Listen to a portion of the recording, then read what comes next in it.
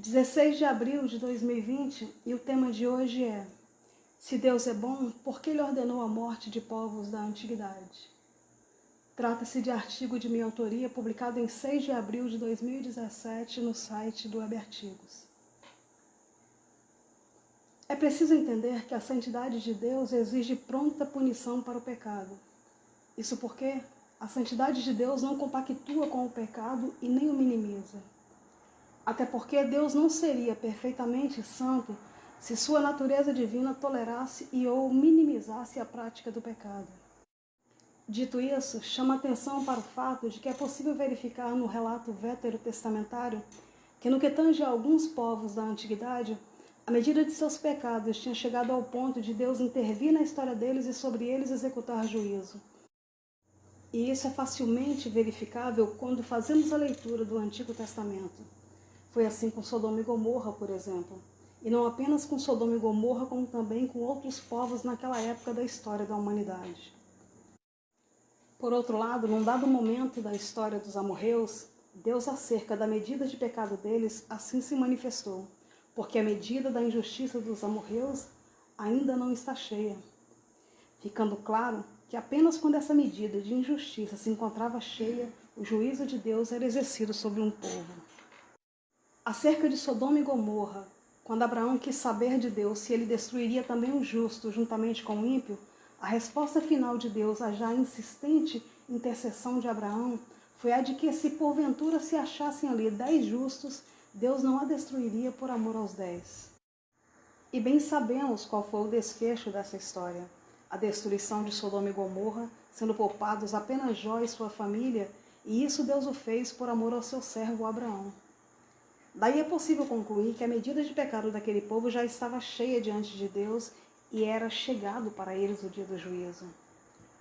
Por sua vez, no que tange ao escolhido povo de Israel, verifica-se no relato bíblico que os muitos cativeiros aos quais o povo de Israel foi submetido eram juízos de Deus sobre aquele povo de dura cerviz, e que, segundo nos relatam as Sagradas Escrituras, só não foi destruído por causa da aliança de Deus com seu servo Abraão. O fato é que em cada uma das promessas que Deus fez, Deus se autolimitou. Apreende-se da leitura do texto bíblico que, ao fazer alianças com os seus servos, Deus criou para si uma espécie de conflito.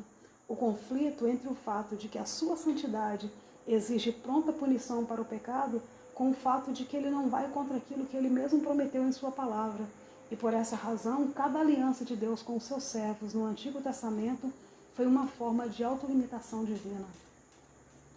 É de se ressaltar que em cada uma das autolimitações de Deus no Antigo Testamento já havia um vislumbre da graça de Deus, que na verdade sempre existiu. Todavia, no contexto veterotestamentário, apenas alguns poucos se mostraram capazes de percebê-la, como por exemplo Davi. E prova disso é a forma como Davi se relacionava com Deus. Deus revelar-se como o único Deus às nações foi a razão de Abraão ter sido escolhido para que, por meio de seu descendente, se cumprisse a promessa que outrora lhe fora feita por Deus.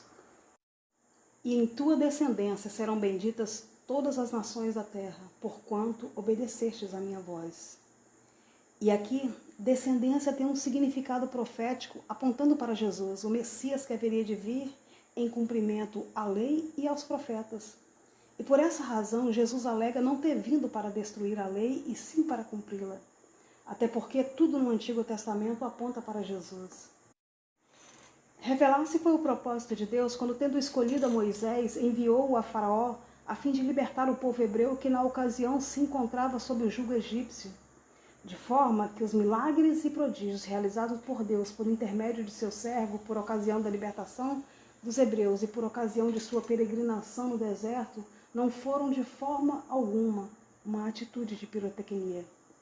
Aos que não conseguem entender o motivo pela qual Deus quis se fazer conhecido entre as nações, o fato de Deus ter se revelado no Antigo Testamento com o intuito de se mostrar como único e verdadeiro Deus o torna um Deus vaidoso, não percebendo que revelar-se era o único meio de Deus se fazer conhecido, visto que o homem, pela sua própria sabedoria, nunca se mostrou capaz de conhecê-lo como ele verdadeiramente é. Pai zeloso, que tem muito mais prazer na benignidade do que na ira. Prova disso encontramos no relato do livro do profeta Jonas, em que Deus, havendo dito que destruiria Nínive, compadeceu-se daquela cidade quando verdadeiramente houve o arrependimento por parte do povo que ali habitava. Dessa revelação de Deus aos homens por meio de seu povo escolhido, percebe-se a incapacidade humana em apreender a plenitude da revelação divina. E por essa razão, a revelação se dá de forma gradativa, pois como diz o apóstolo Paulo, agora vemos por espelho em enigma, mas então veremos face a face. Agora conheço em parte, mas então conhecerei como também sou conhecido. 1 Coríntios 13:12. Nos dias atuais, não raras as vezes ficamos chocados com a maldade no mundo em nossos dias, não é mesmo? Então surge a seguinte pergunta: o que impede que sejamos igualmente aniquilados por Deus, tal qual ocorreu a Sodoma e Gomorra? E a resposta é: graça, tão somente graça. Graça, porta que Deus abre e ninguém fecha, e porta que quando Deus fechar, ninguém abre. Pois é favor imerecido de Deus. Ocorre que a Bíblia, de capa a capa, é permeada pela mensagem do plano de Deus para a salvação de todo aquele que crê. E nela descobrimos que Deus, por ocasião da plenitude dos tempos, tornou manifesta a nós sua graça por meio de Cristo Jesus. De forma que nos afirmam as Sagradas Escrituras que os que estão debaixo da graça já não estão mais debaixo da lei. A lei dizia: olho por olho, dente por dente. A graça, por sua vez, sem jamais compactuar ou minimizar o pecado, inaugurou um novo e perfeito e único caminho, o caminho da justificação diante de Deus pela fé em Cristo Jesus. De forma que aos que se colocam debaixo da graça, quando Deus olha, Deus vê justificados. E por essa razão, Jesus acerca de si mesmo assim nos informa. Porque Deus amou o mundo de tal maneira para que todo aquele que nele crer não pereça, mas tenha vida eterna. Porque Deus enviou seu Filho ao mundo não para que julgasse o mundo, mas para que o mundo fosse salvo por ele. Quem crer no Filho não é julgado, mas quem não crer já está julgado, porquanto não crer no nome do unigênito Filho de Deus. E o julgamento é este: a luz veio ao mundo e os homens amaram antes as trevas do que a luz, porque as suas obras eram más. Acerca disso, sabiamente foi dito por um pregador: ninguém irá para o inferno porque é pecador, e sim por haver desprezado o sacrifício de Cristo na cruz do Calvário. Jesus veio para morrer pelos nossos pecados em nosso lugar, a fim de que por meio do sacrifício dele na cruz, nos reconciliássemos com Deus. Por essa razão, o autor do livro aos Hebreus nos informa de que Jesus é o portador de uma melhor aliança, a aliança em seu sangue. Por sua vez, o apóstolo Paulo assim nos esclarece: pois assim como por uma só ofensa veio o juízo sobre todos os homens para a condenação, assim também por um só ato de justiça veio a graça sobre todos os homens para a justificação de vida. Pelo que se alguém está em Cristo, nova criatura é. As coisas velhas já se passaram, eis que tudo se fez novo. Porque pela graça sois salvo por meio da fé, e isso não vem de vós, é dom de Deus, não vem das obras, para que ninguém se glorie. Estes textos bíblicos encontram-se registrados em Romanos, capítulo 5, verso 18, 2 Coríntios 5,17 e Efésios 2, de 8 a 9. O problema é que nos dias atuais, a ideia de que Deus é amor tem sido propagada de uma forma desassociada do fato de que Ele também é justiça. E essa ideia equivocada de um Deus amoroso que nos aceita como somos, sem exigir de nós uma mudança de vida, tem sido um terrível engano na vida de muitos. Não percebem ou não querem perceber que a natureza divina de Deus, mesmo nos tempos da graça, continua não compactuando com o pecado. Ignoram o fato de que a verdade de Deus não muda para se adequar às nossas conveniências. E porque a natureza de Deus não muda, é que somos igualmente chamados por Ele ao arrependimento, em que devemos nos achegar a Ele por meio de seu Filho Jesus como estamos, a fim de viver como Ele deseja que vivamos, ou seja, no centro de sua vontade. Até porque, se não somos capazes de saber com 100% de certeza que chegaremos vivos ao outro lado da rua, como poderemos ser capazes de saber o que é melhor para nós? Resta-nos, pois, como melhor alternativa, confiar nossas vidas a Deus, na certeza de que Ele sabe o que é melhor para cada um de nós. O fato é que, uma vez que a humanidade não se mostrou capaz de conhecer a Deus, Deus se fez conhecer por meio de seu Filho, o qual é a expressa imagem do Deus vivo. Por essa razão, se quisermos saber como Deus é, tudo o que precisamos fazer é olhar para Jesus, pelo que assim nos dizem as Sagradas Escrituras. Ninguém jamais viu a Deus. O Filho unigênito que está no seio do Pai, esse o deu a conhecer. Visto como na sabedoria de Deus o homem pela sua sabedoria não conheceu a Deus, aprove a Deus pela loucura da pregação salvar os que creem. João 1,18 e 1 Coríntios 1,21. E ainda acerca de Jesus nos afirmam as Sagradas Escrituras. Havendo Deus antigamente falado muitas vezes de muitas maneiras aos pais pelos profetas, nesses últimos dias a nós nos falou pelo Filho, a quem constituiu o herdeiro de todas as coisas e por quem fez também o mundo, sendo ele o resplendor da sua glória e a expressa imagem do seu poder, e sustentando todas as coisas pela palavra do seu poder. Havendo ele mesmo feito a purificação dos pecados, assentou-se à direita da majestade nas alturas. Talvez você se ache merecedor do favor de Deus e acredite que por ser bonzinho, não necessite de arrependimento e de se voltar para Deus. Pensa comigo, se você toma ou apoia decisões injustas, você é mau. Se você se cala ante as injustiças da vida, você é mau. Se você usa de dissimulação para enganar o seu próximo, você é mau. Se você tenta diminuir o seu próximo para se sentir grande, você é mau. Se você paga o mal com o mal, você se torna igual ao seu opressor e isso te torna mau. Se você age com falsidade e provoca intrigas, você é mau. Enfim, se você faz ao seu próximo aquilo que não gostaria que te fizessem, você é mau. O fato é que há muitas formas de ser mau. Até o bem que deixamos de fazer é uma forma de ser mau. E se você é mau, você colabora para que o mundo em que vivemos seja mau. E assim, a medida de pecado no mundo vai se enchendo diante de Deus. E nessa medida, não entra só o pecado do homossexual, do adúltero, da prostituta, do fornicador, do sodomita, do corrupto, do estuprador, do ladrão e do assassino. Entra também as nossas ações e omissões que, de alguma forma, direta ou indiretamente, cooperam para o mal no mundo. Não há um justo sequer, afirmam-nos as Sagradas Escrituras a nosso respeito. E afirma-nos ainda que aquele que diz que não tem nenhum pecado chama Deus de mentiroso.